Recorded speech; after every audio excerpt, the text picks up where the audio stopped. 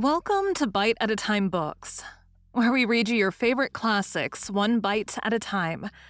My name is Bree Carlile, and I love to read and wanted to share my passion with listeners like you. You can sign up for our newsletter at biteatatimebooks.com. You'll also find our new t-shirts in the shop, including podcast shirts and quote shirts from your favorite classic novels. Be sure to follow my show on your favorite podcast platform so you get all the new episodes. We're part of the Bite at a Time Books Productions Network. If you'd also like to hear what inspired your favorite classic author to write their novels, and what was going on in the world at the time, check out the Bite at a Time Books Behind the Story podcast, wherever you listen to podcasts. Today we'll be continuing Les Miserables by Victor Hugo. Book 3rd, The House in the Rue Plumet. Chapter 1. The House with a Secret. About the middle of the last century, a Chief Justice in the Parliament of Paris having a mistress and concealing the fact. For at that period, the grand seigneurs displayed their mistresses, and the bourgeois concealed them, had a little house built in the Faubourg Saint-Germain, in the deserted Rue Blomet, which is now called Rue Plumet, not far from the spot which was then designated as Combat des Animaux. This house was composed of a single-storied pavilion, 2 rooms on the ground floor, 2 chambers on the first floor, a kitchen downstairs, a boudoir upstairs, an attic under the roof, the whole preceded by a garden with a large gate opening on the street. This garden was about 1.5 acres in extent. This was all that could be seen by passers-by. But behind the pavilion there was a narrow courtyard, and at the end of the courtyard a low building consisting of 2 rooms and a cellar. A sort of preparation, destined to conceal a child and nurse in case of need. This building communicated in the rear by a masked door which opened by a secret spring, with a long, narrow, paved, winding corridor open to the sky, hemmed in with 2 lofty walls, which, hidden with wonderful art, and lost, as it were, between garden enclosures and cultivated land, all of whose angles and detours it followed, ended in another door, also with a secret lock which opened 1/4 of a league away, almost in another quarter at the solitary extremity of the Rue du Babylone. Through this, the Chief Justice entered, so that even those who were spying on him and following him would merely have observed that the justice betook himself every day in a mysterious way somewhere, and would never have suspected that to go to the Rue de Babylone was to go to the Rue Blomet. Thanks to clever purchasers of land, the magistrate had been able to make a secret, sewer-like passage on his own property, and consequently without interference. Later on, he had sold in little parcels, for gardens and market gardens, the lots of ground adjoining the corridor, and the proprietors of these lots on both sides thought they had a party wall before their eyes, and did not even suspect the long paved ribbon winding between 2 walls amid their flower beds and their orchards. Only the birds beheld this curiosity. It is probable that the linnets and tomtits of the last century gossiped a great deal about the Chief Justice. The pavilion, built of stone in the taste of mansard, wainscoted and furnished in the Watteau style, roque-high on the inside, old-fashioned on the outside, walled in with a triple hedge of flowers, had something discreet, coquettish, and solemn about it, as befits a caprice of love and magistracy. This house and corridor, which have now disappeared, were in existence 15 years ago. In '93, a coppersmith had purchased the house with the idea of demolishing it, but had not been able to pay the price. The nation made him bankrupt, so that it was the house which demolished the coppersmith. After that, the house remained uninhabited, and fell slowly to ruin, as does every dwelling to which the presence of man does not communicate life. It had remained fitted with its old furniture, was always for sale or to let, and the 10 or a dozen people who passed through the Rue Plumet were warned of the fact by a yellow and illegible bit of writing which had hung on the garden wall since 1819. Towards the end of the Restoration, these same passers-by might have noticed that the bill had disappeared, and even that the shutters on the first floor were open. The house was occupied, in fact. The windows had short curtains, a sign that there was a woman about. In the month of October 1829, a man of a certain age had presented himself and had hired the house just as it stood, including, of course, the back building and the lane which ended in the Rue de Babylone. He had had the secret openings of the 2 doors to this passage repaired. The house, as we have just mentioned, was still very nearly furnished with the justice's old fitting.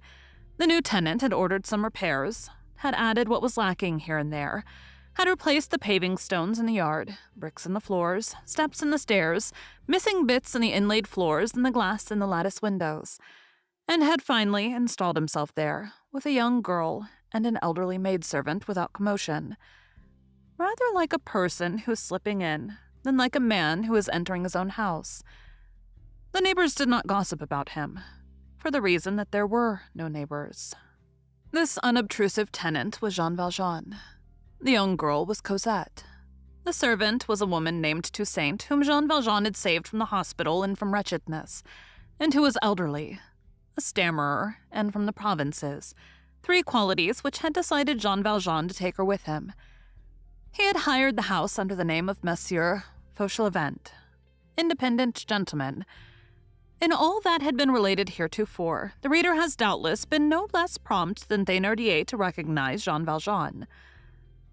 Why had Jean Valjean quitted the convent of the Petit Picpus? What had happened? Nothing had happened. It will be remembered that Jean Valjean was happy in the convent, so happy that his conscience finally took the alarm.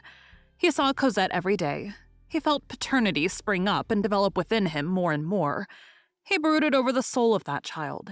He said to himself that she was his, that nothing could take her from him, that this would last indefinitely, that she would certainly become a nun, being thereto gently incited every day, that thus the convent was henceforth the universe for her as it was for him, that he should grow old there and that she would grow up there, that she would grow old there, and that he should die there.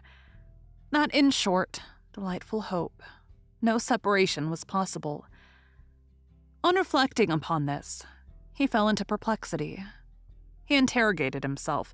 He asked himself if all that happiness were really his, if it were not composed of the happiness of another, of the happiness of that child which he, an old man, was confiscating and stealing, if that were not theft. He said to himself that this child had a right to know life before renouncing it, that to deprive her in advance and in some sort without consulting her, of all joys, under the pretext of saving her from all trials, to take advantage of her ignorance, of her isolation, in order to make an artificial vocation germinate in her, was to rob a human creature of its nature and to lie to God. And who knows if when she came to be aware of all this some day and found herself a nun to her sorrow, Cosette would not come to hate him. A last, almost selfish thought, and less heroic than the rest, but which was intolerable to him. He resolved to quit the convent. He resolved on this. He recognized with anguish the fact that it was necessary. As for objections, there were none. 5 years' sojourn between these 4 walls and of disappearance had necessarily destroyed or dispersed the elements of fear. He could return tranquilly among men. He had grown old, and all had undergone a change. Who would recognize him now? And then, to face the worst, there was danger only for himself, and he had no right to condemn Cosette to the cloister for the reason that he had been condemned to the galleys. Besides, what is danger in comparison with the right?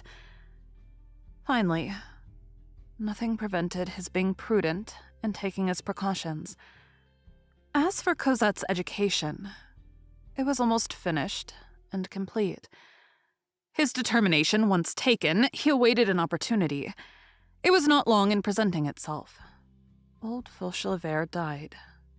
Jean Valjean demanded an audience with the revered prioress and told her that having come into a little inheritance at the death of his brother, which permitted him henceforth to live without working, he should leave the service of the convent and take his daughter with him, but that, as it was not just that Cosette, since she had not taken the vows, should have received her education gratuitously, he humbly begged for Reverend Prioress to see fit that he should offer to the community as indemnity for the 5 years which Cosette had spent there, the sum of 5,000 francs.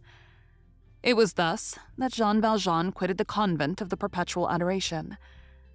On leaving the convent, he took in his own arms the little valise, the key to which he still wore on his person, and would permit no porter to touch it.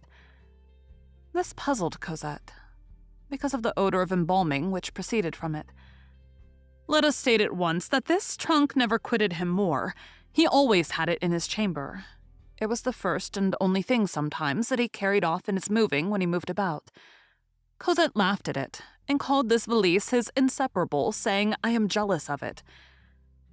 Nevertheless, Jean Valjean did not reappear in the open air without profound anxiety. He discovered the house in the Rue Plumet, and hid himself from sight there. Henceforth, he was in the possession of the name Old-Time Fauchelevert. At the same time, he hired 2 other apartments in Paris, in order that he might attract less attention than if he were to remain always in the same quarter, and so that he could, at need, take himself off at the slightest disquietude which should assail him, and in short, so that he might not again be caught unprovided as on the night when he had so miraculously escaped from Javert. These 2 apartments were very pitiable, poor in appearance, and in 2 quarters which were far remote from each other, the one in the Rue de l'Equestre, the other in the Rue de l'Homme Armé. He went from time to time, now to the Rue de l'Homme Armé, now to the Rue de l'Ouest, to pass a month or 6 weeks without taking Toussaint. He had himself served by the porters and gave himself out as a gentleman from the suburbs, living on his funds and having a little temporary resting place in town. This lofty virtue had 3 domiciles in Paris for the sake of escaping from the police. Thank you for joining Bite at a Time Books today, while we read a bite of one of your favorite classics. Again, my name is Bree Carlile, and I hope you come back tomorrow for the next bite of Les Miserables. Don't forget, you can sign up for our newsletter at biteatatimebooks.com. And while you're there, check out our t-shirt shop. You can look in the show notes or on our website, biteatatimebooks.com, for the rest of the links for our show. We'd love to hear from you on social media. You can find us everywhere at Bite at a Time Books.